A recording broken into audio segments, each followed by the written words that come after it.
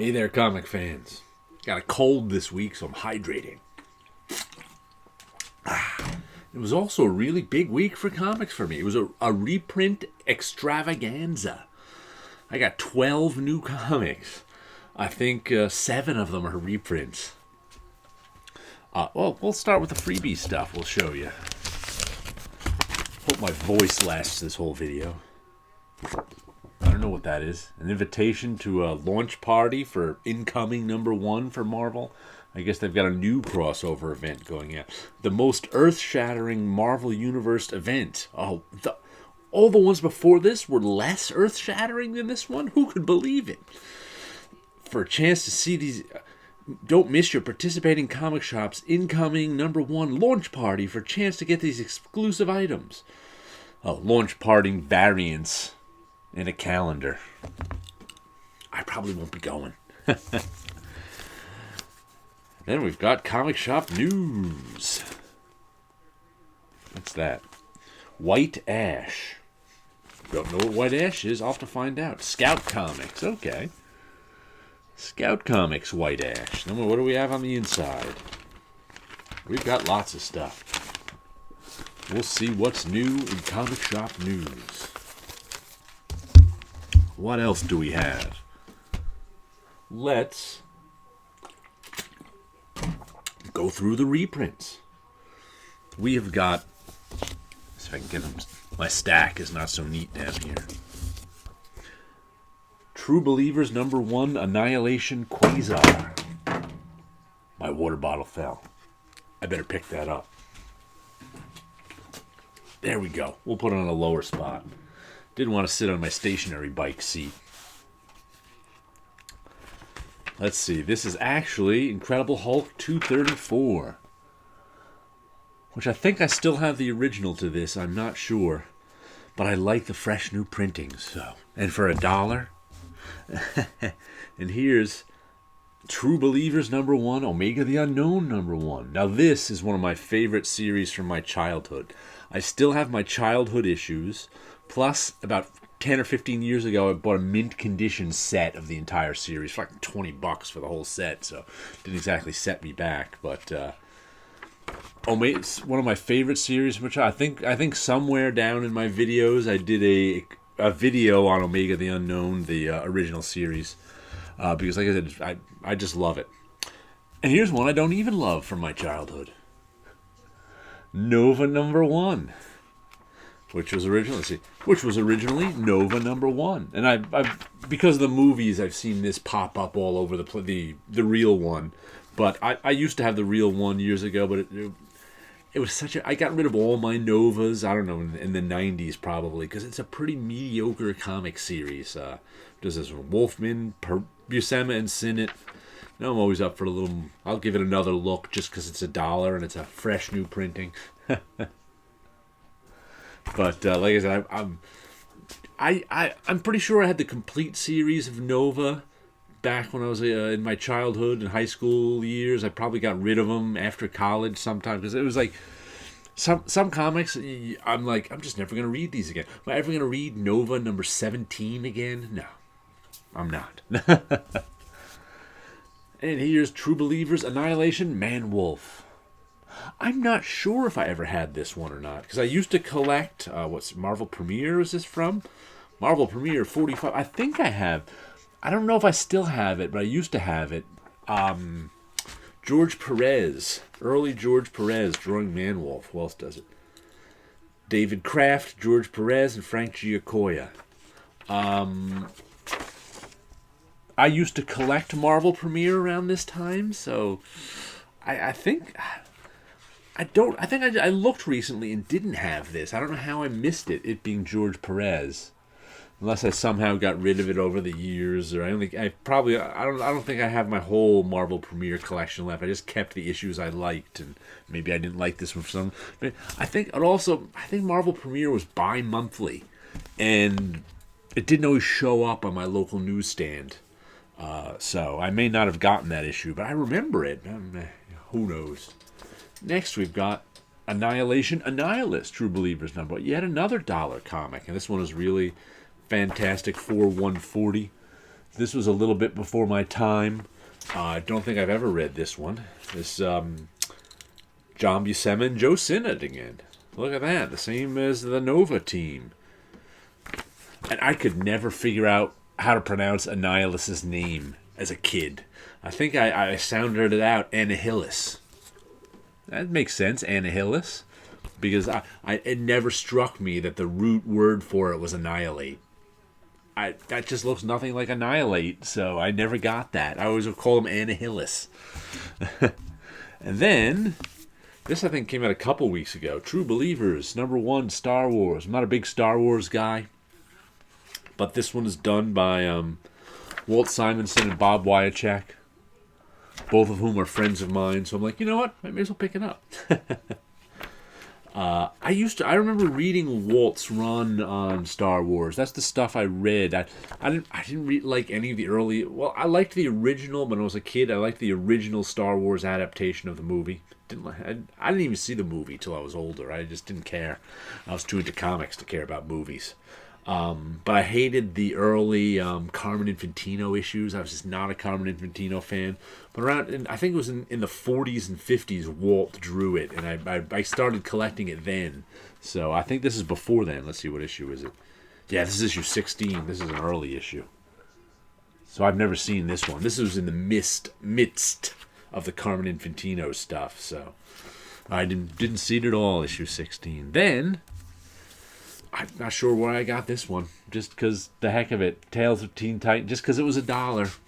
Because I think this is about when I quit reading the Teen Titans. I don't even know if I've read this issue. Is George Perez drawing it? Because at this time, yeah, George Perez with DiCarlo and Giordano as the finishers. So it's not peak George Perez. Because when he stopped drawing the Titans, I stopped reading it. And this is definitely not... This is George Perez doing some breakdowns. And it just... The art was... Teen Titans just wasn't as good without Perez on it. So... And they came back and he did some issues here and there, but I was over it by then. So, but, give this... I think this is the Judas Contract. That's where Terra betrays them, right? Or something like that. Like I said, I think I read the beginning of the Terra story, but never the end. But we'll give that... Did they put the... I must say, DC does not have the printing down on their reprint issues as much as Marvel does. This one looks fine, but the what one was it? The Birds of Prey one didn't look that good.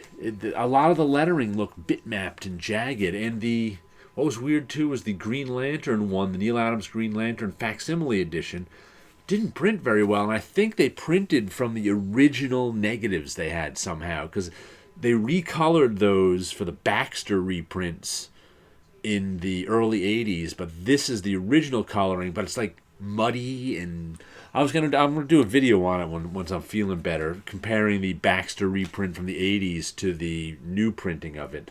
If I had the original, I'd show that one too, but I don't. But that, like I said, this one looks fine, but those last two DC ones, they were a little iffy. And then we got a facsimile edition. An expensive reprint for $5, 68 big pages. This is Defenders. I have the original of this, but it's old and yellowed. So I remember liking it. I think it has something to do with the Korvac story, but it's not. I think this Annual 2 was my favorite, but I remember liking this. Oh, it's got some old reprints in the back. Some old Bill Everett Submariner. Look at that. I'll take some of that too. Yep, Submariner World Destroyers. Originally presented in Submariner number 38. Gee, that's kind of cool. I can't wait to read Submariner 38. Oh, it's got Doctor Strange in here, too. Ooh, this is the original Ditko Doctor Strange when he was still in the all-blue, black costume. Oh, that's cool. That's got some nice printing on it, too. The House of Shadows. Originally presented in Strange Tales 120. Some nice Ditko. Some good printing on that Ditko, too. I like that. I like these new printings with their bright colors and sharp lines. So I'm down. Some people don't like. Some people like the old newsprint. I do not. The comics I remember that buying were fresh and bright. A 40-year-old comic looks terrible to me, so I'm glad for the new printings. Now, for the new stuff, Sarah and the Royal Stars, number 5. I think there's a 6th issue coming out. This I saw solicited, but I didn't see anything more solicited for Resonant, which this last week came out last week, and this and Resonant usually came out. All first 4 issues all came out in the same week, so. But sort of a fantasy tale, maybe a YA type tale of this Sarah, who's this princess in this thing, and trying to save her kingdom. But it's nicely done. I like the artwork. Some solid writing. I need some more water. Hold on.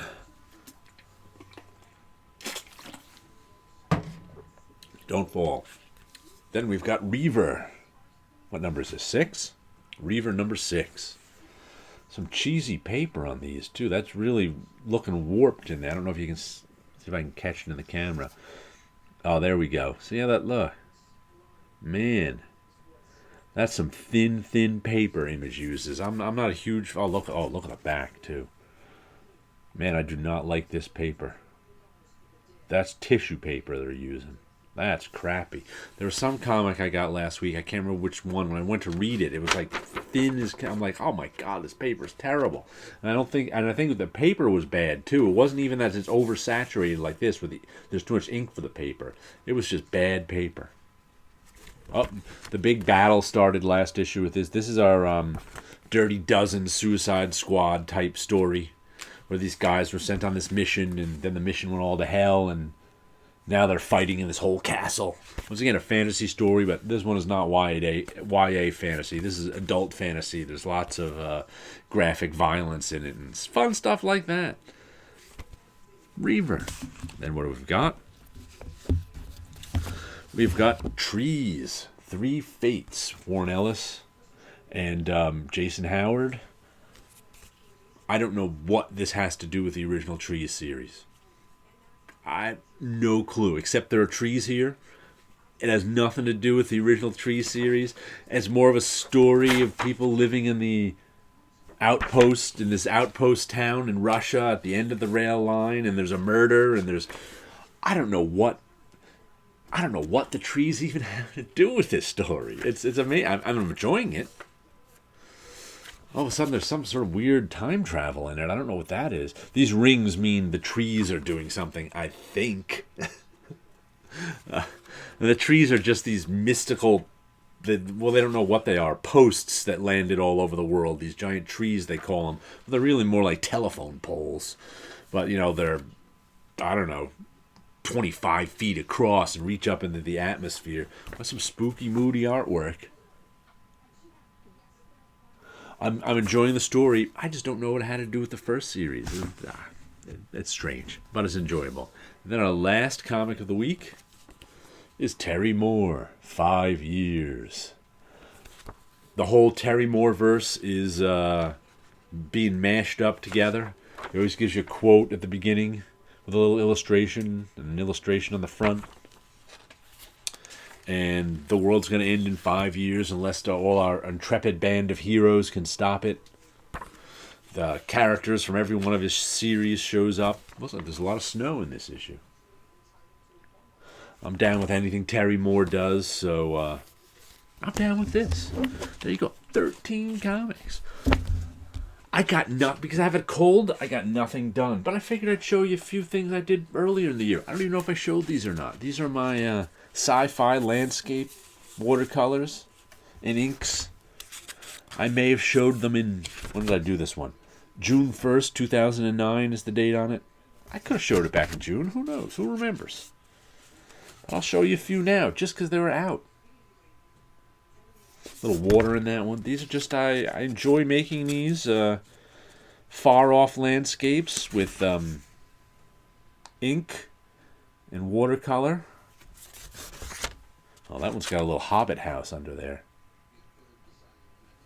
But, just something I do. Strange architecture, towers, landscapes out in the middle of nowhere, and pyramids, of course. Here's a pyramid on this one. Pyramid with swirlies. Who doesn't like a pyramid with swirlies? I guess that's a moon or another planet looming over that planet. More pyramid with swirlies. We'll end with this pyramid with swirlies. But the swirlies are in the sky this time. All right, there you go. Lots of comics, lots of artwork, and you guys have a good week out there.